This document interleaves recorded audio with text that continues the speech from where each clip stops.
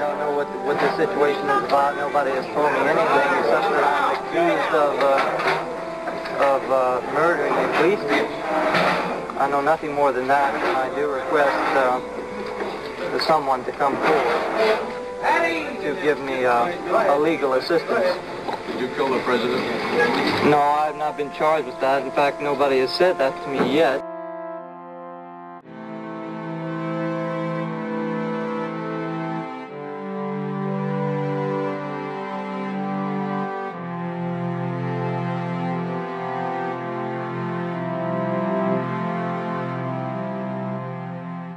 The United States government officially maintains that Lee Harvey Oswald, acting alone, assassinated its 35th Chief of State, John F. Kennedy, on November 22, 1963, in downtown Dallas, Texas.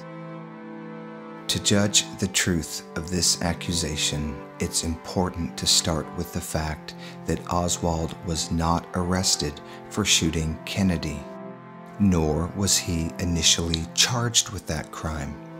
Rather, he was arrested for and initially charged with murdering a Dallas police officer named J.D. Tippit 45 minutes after the assassination in a Dallas suburb called Oak Cliff, a mile from the boarding house where Oswald rented a room. Defenders of the government's version of events tout the cold-blooded slaying of Officer Tippit as perhaps the strongest proof against Oswald for the larger crime of assassinating the president.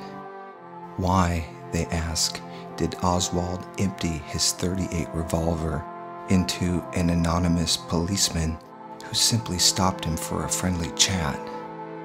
Why did a man with no prior record of deadly violence and seemingly without provocation so readily gun down an 11-year veteran of the force, leaving in his wake a widow and 3 young orphans?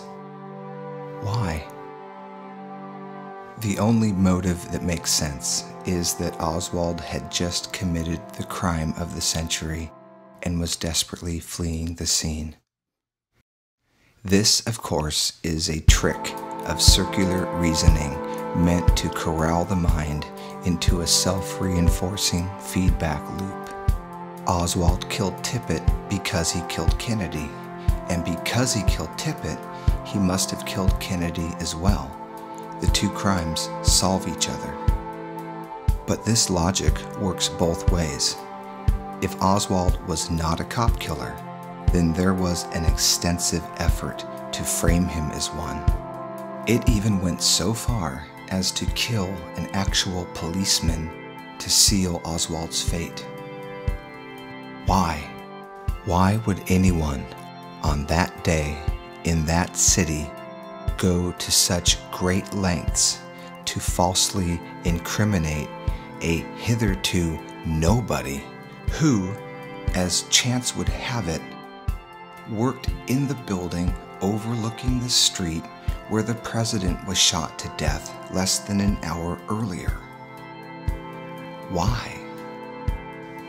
The only motive that makes sense is that those responsible had just committed the crime of the century and were now setting up their fall guy.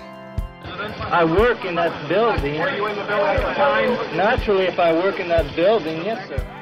Is there reason to suspect that this is in fact what happened? I'm just a patsy. Oh yeah,